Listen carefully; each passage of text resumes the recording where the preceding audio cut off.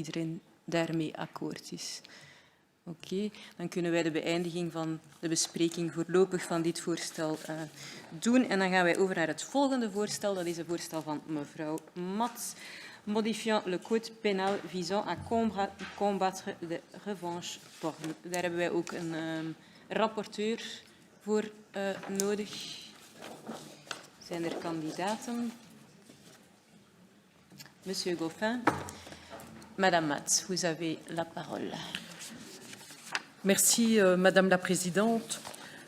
Donc, une proposition de loi qui vise à combattre un véritable fléau qui est le revenge porn.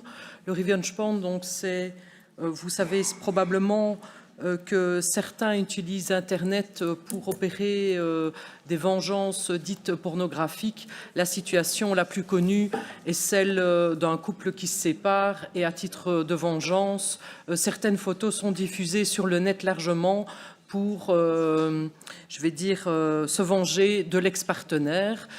On sait que dans la plupart des cas, bien sûr, ça concerne les femmes et c'est aussi une violence qui est faite aux femmes. Et quand ça leur arrive, c'est toute leur vie qu'elles gardent des traces de cette vengeance puisque, bien sûr, les photos restent sur le net et sont diffusées ou rediffusées, ce qui cause un véritable préjudice et qui est, au niveau moral, extrêmement difficile à vivre. Plusieurs témoignages parlent d'ailleurs de femmes qui ont dû renoncer à leur boulot parce que dans tout le cadre de leur boulot, elles avaient été vues sur des photos. Des femmes qui ont dû couper des liens sociaux importants lors notamment aussi de la diffusion de ces images.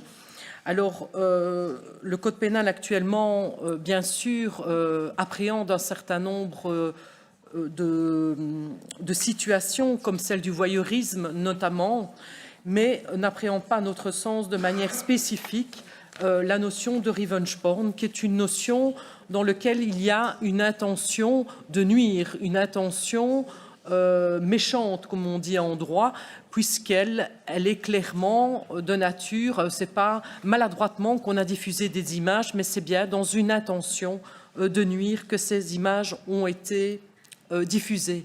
Donc, dans la proposition de loi qui est soumise à notre discussion, je propose deux éléments, à savoir une incrimination beaucoup plus forte lorsqu'il s'agit d'un revenge porn, donc lorsqu'il y a l'intention de nuire. Et d'autre part, on sait que ce qui est le plus conséquent, c'est bien sûr le fait que les images soient diffusées et rediffusées.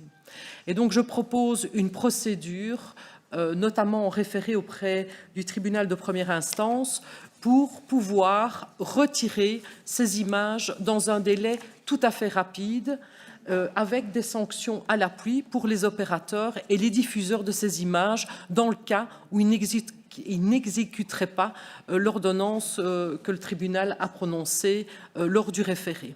Et donc on a deux pans, à la fois donner le signal d'une incrimination plus forte lorsque l'intention de nuire est là.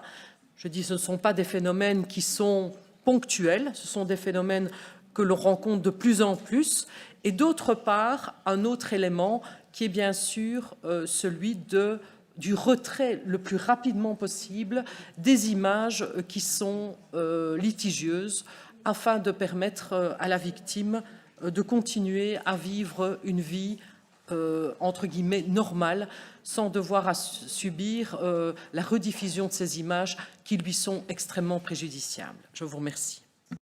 Merci beaucoup.